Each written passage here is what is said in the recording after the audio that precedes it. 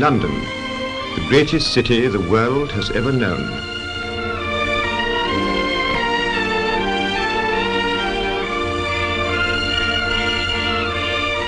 A great metropolis and a great port, a centre of learning, law and culture, and the meeting place of a commonwealth of nations.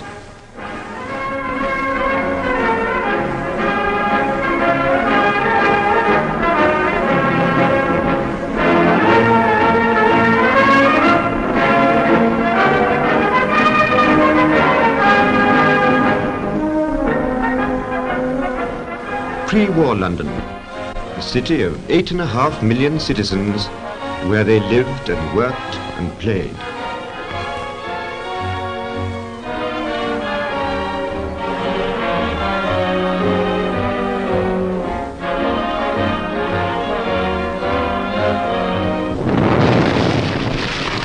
Then war, total war, came to London.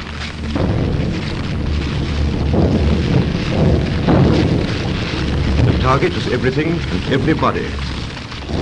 But as they set about the job of clearing up the wreckage, the people of London began to see their city with new eyes, and they began asking themselves questions.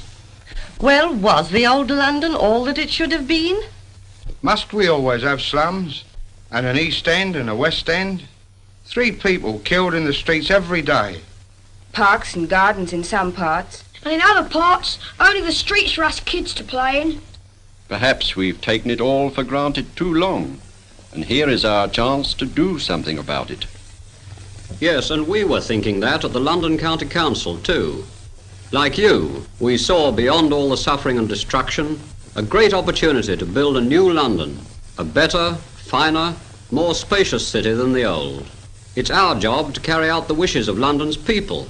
And so, in 1941, we asked our architects to prepare a plan that would bring a new order and dignity to the whole of the County of London.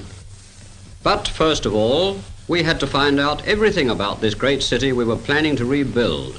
Everything about its history and its geography, its people, and the way they lived. We had to find out how much of it had been totally destroyed and how much of it was in such a bad state that it would have to be rebuilt anyway. And that didn't just mean the bombed buildings, but all those condemned and obsolete houses that we had begun to get rid of in the years before the war. Then we had to learn what the people were thinking, what they felt should be done about it all, and what they wanted. We had to know what sort of homes they lived in, and how and where they spent their leisure hours. And then we had to find out all about London's traffic. We needed to know how many trams, motor cars, lorries, and buses passed through the streets, and at what times, and how long it took people to get to and from their work every day, and where they worked, and under what sort of conditions. And we had to know all about the state of the people's health, what the mortality rate was, and how many new Londoners were being born in the county year by year. In fact, everything that affected the lives of Londoners, past, present, and future, had to be taken into consideration in our plans. We'd like Londoners to see more of the river than they do at present. It's nearly all shut in by commerce and industry, and so on. Well, there's very good reason for that, you know. The Thames is our chief artery of overseas trade. Oh, we realise that, of course. No doubt some tidying up could be done, and more access given to the riverfront. But in the view of the Port of London Authority, trade considerations must come first. We'd like to have the views of the water board as soon as possible. As a matter of fact, our report's on its way to you today. I don't think there are any serious difficulties. 1 or 2 minor points. There's the question of booster pumps for those high buildings and flats. That would have to be the owner's responsibility. County Hall want figures and details of street accidents and traffic density in London, sir. They want it for the plan they are getting out. Yes, that's right. I've had several talks with them already about it. This is a great opportunity to improve traffic conditions, and we must give them all the help we can. Speaking on behalf of the factory owners of this district, we should welcome any scheme that would enable our employees to live closer to their work.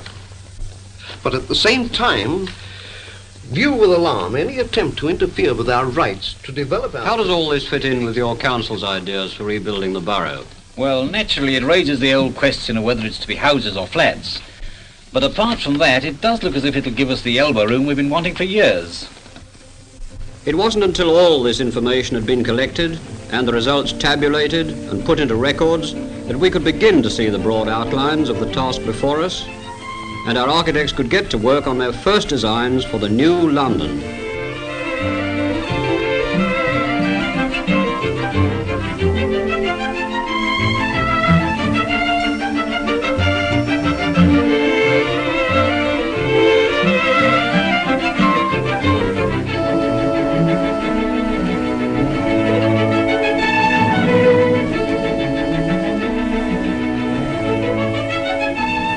Thousands of maps were made, hundreds of charts drawn, discarded, revised, and done again, until at last we were ready with a complete plan to put before the government and the people of London.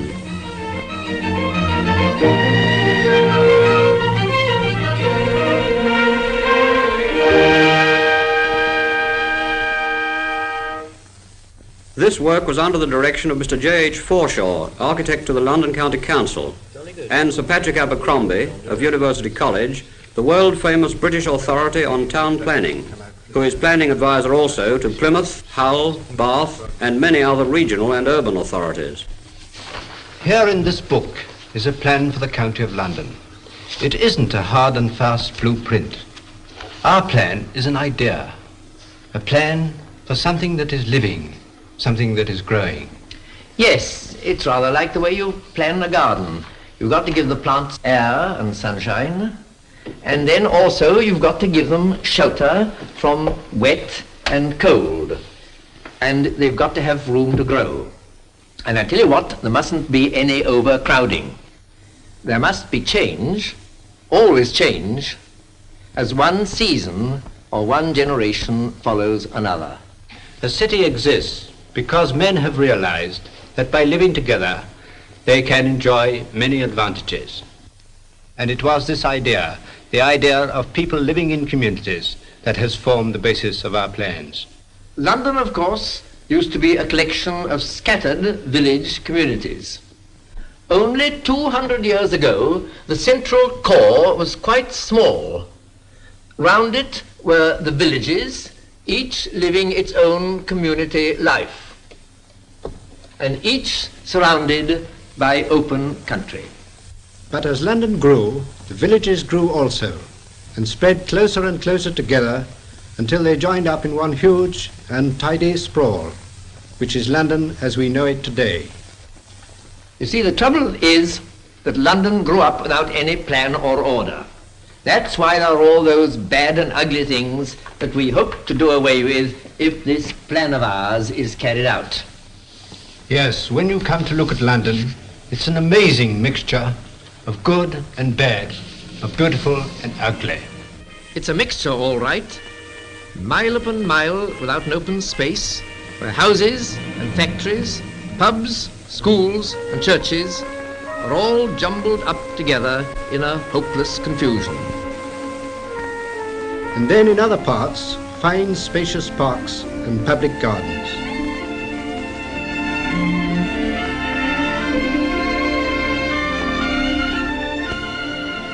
London has many fine and noble buildings, buildings of which any city might well be proud. Here are some of the finest works of the great Sir Christopher Wren, the magnificent Naval College at Greenwich, and the equally dignified Pensioners' Hospital at Chelsea, as well as St. Paul's Cathedral and a host of smaller churches and houses.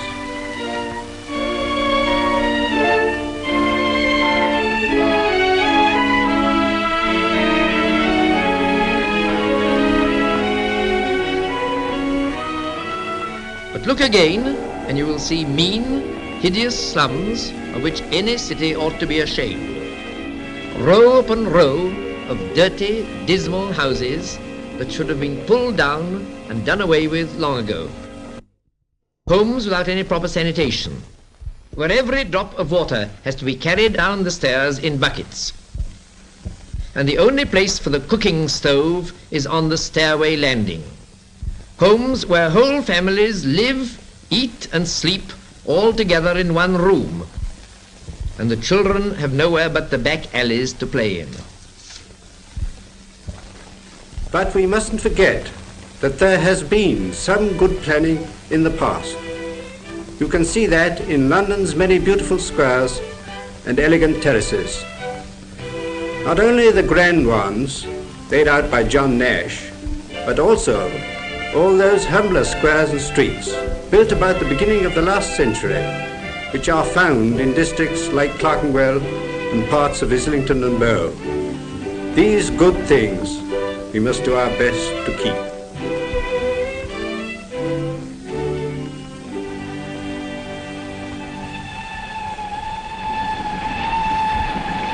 But what about all those homes in the shadow of railway viaducts, where the people can't rest or sleep for the smoke and the din?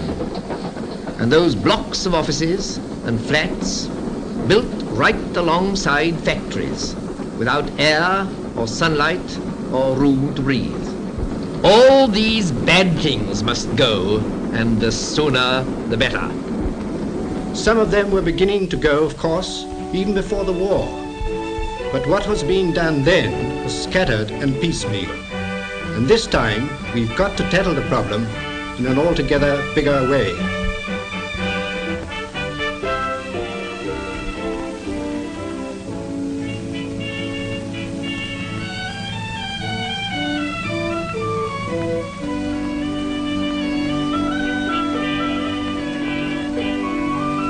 Then there's the problem of London's streets. London has busy shopping centres, great markets and a theatre land which attracts visitors from all over the country. But to serve these, an out-of-date street system which is quite unable to cope with the 20th century traffic. So there are endless hold-ups and many valuable hours wasted every day in trying to get from one part of the city to another. London has a great asset in the Thames, a noble river, bordered in some places by fine embankments, which open up with wide vistas for the enjoyment of the people. But for most of its length, it is shut off behind tall warehouses, factories and wharves. Now, if these were to be regrouped and arranged more compactly, whole new stretches of the riverfront could be opened to the public.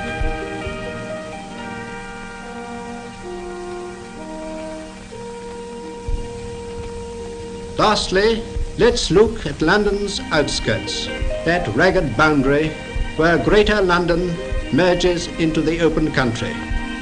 It is true that we have tried to preserve the amenities of the countryside in the open spaces of the green belt, and that is a step in the right direction. But at the same time, we have allowed uncontrolled ribbon development. Housing estates and factories have sprung up all along the main roads and railways leading outwards from the city, reaching far into what should have remained open fields and woodlands.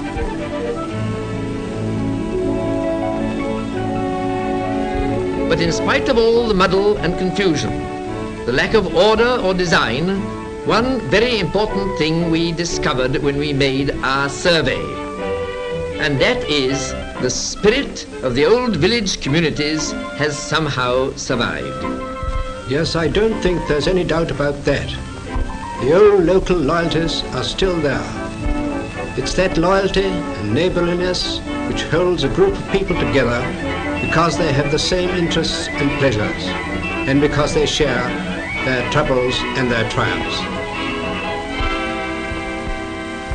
Yes, the spirit of the communities is still there. The trouble is their boundaries have got blurred and lost in London's untidy sprawl. It seemed to us that a solution of the problem lay in the replanning of these communities, keeping what was good and replacing what was bad.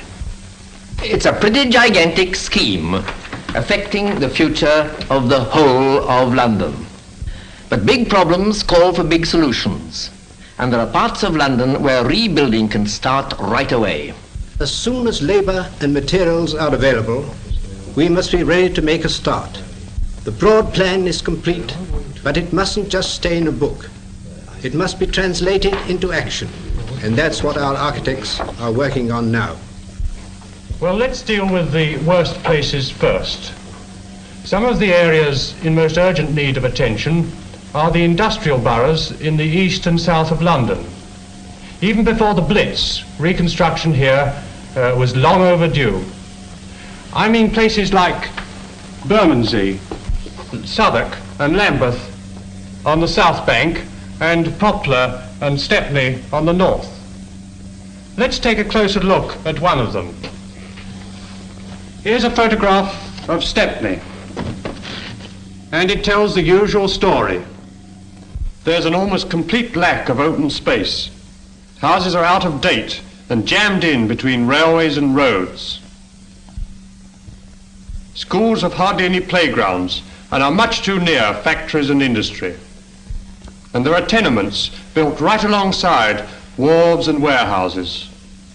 It's a typical picture of muddle and overcrowding, which clearly calls for drastic reconstruction. First, let's look at the roads as they are now. The streets are narrow and winding. Then let's see where commerce and industry are. You see, scattered all over the place. With the roads, what we propose is one or two wider, straight, principal streets with smaller local service roads. With commerce and industry, our idea is to draw the scattered factories into groups near the main roads. Then the remaining space would be divided into 3 social units. Each of these neighborhoods would have a population of 6,000 to 10,000 people, which would give the right number of children for a junior school. So the schools become, in effect, the centres around which the neighbourhood units are built up. Now over here is a model of the same area as it would look if our ideas were carried out. First, let's look at one of the neighbourhoods and see how that's arranged. Here, near the centre, is the junior school. The people would live in streets or squares of terraced houses, each with its own private garden, or in blocks of flats, also standing in their own grounds. Then there would be local shopping centres to serve the housewives' day-to-day needs, and open spaces where the children can play. And finally, down here near the boundary would be a trading estate where many of the people living in the district would work. Well, that's how one neighbourhood would be laid out, but each neighbourhood must link up with all the others in the same community. So here are wide tree-lined roads leading inwards to the centre of this group of neighbourhoods. And here are the public buildings, the civic centre, a library, a health clinic, a big concert hall, the fire station, a cinema, a central shopping area for the largest stores, a main hospital with its medical school.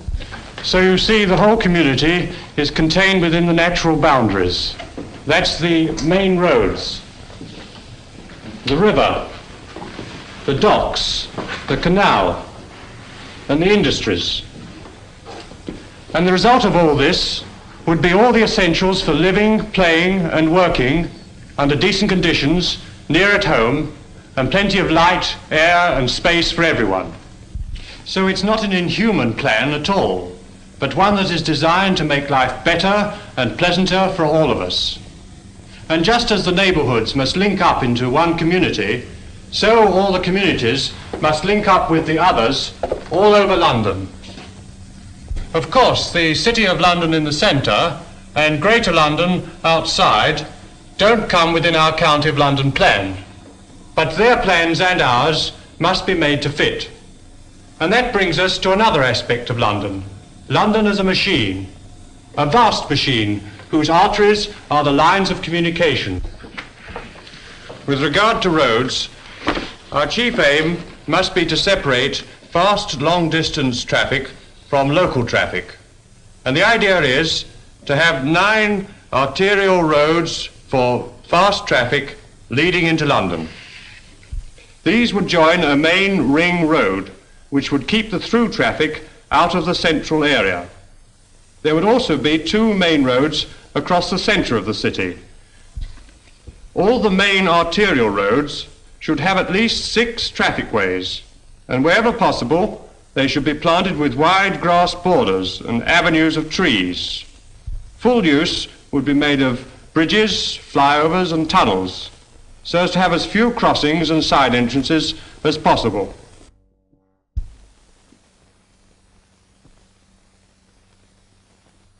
But when we came to examine the railways, we found the position complicated by the fact that they have been developed by 10 or more competing companies, all trying to reach the centre quickly.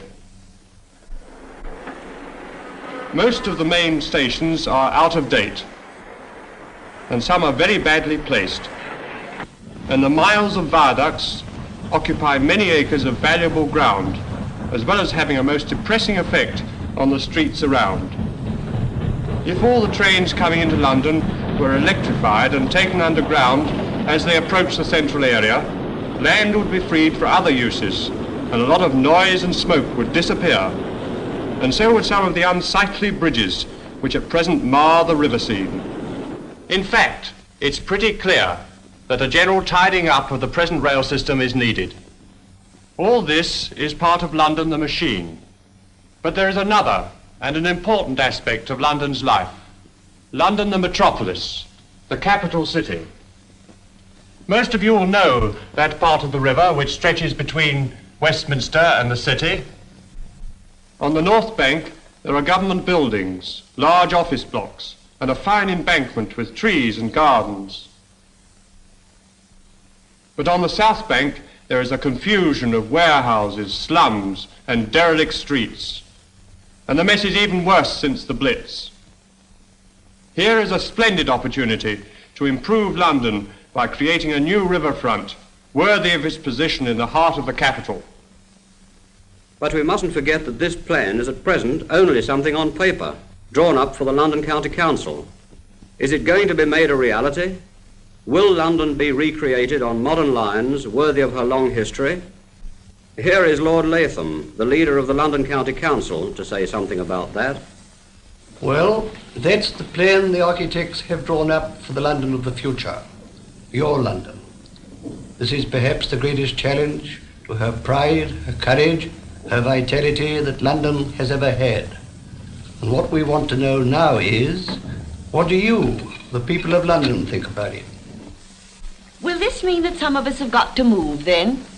Yes, I'm afraid some of you will have to move. You see, we must reduce the number of people and industries in the congested areas if everyone is to be decently housed, with plenty of open space for rest and play. Cole, just think of having proper playing fields for all the kids. Seems like a dream to me. That is why we want you to think about this plan, to talk it over among yourselves, and then to let us have your ideas about it. It sounds fine, but who's going to pay for it all? I should think it will cost millions and millions. Yes, it will certainly cost a great deal of money, but not more than unplanned building, and a lot less than war. In a way, you know, this is London's war against decay and dirt and inefficiency. And in the long run, plan such as this is the cheapest way to fight those enemies. What a grand opportunity it is. If we miss this chance to rebuild London, we shall have missed one of the great moments of history. We shall have shown ourselves unworthy of our victory. So let's start now to rebuild London, where everyone can live a full, a happy, and a healthy life. A London her citizens can be proud of.